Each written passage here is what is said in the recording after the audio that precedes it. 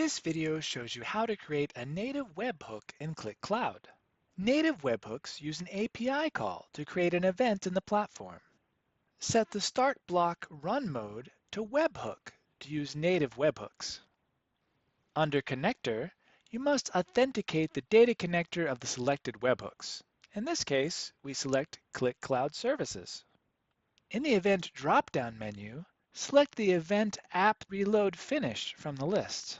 You can also use a filter to limit the webhook to trigger only on specific apps or apps in specific spaces. The filter can include multiple apps and spaces. Use the do lookup function to easily add the ID of an app or space.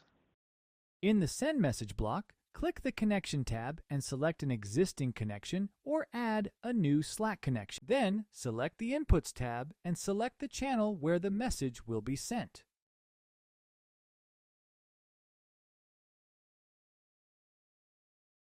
In this template, the loop block is already pre-filled to loop over the app reload finish and display the errors.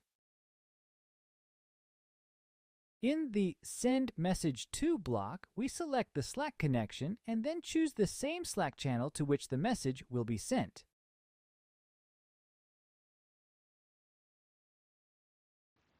When done, save the automation. Now navigate to the Qlik Cloud home and reload the app. An error occurred while reloading the app. By opening the Slack channel, you'll see detailed information about the error. And that concludes this video. Thanks for watching.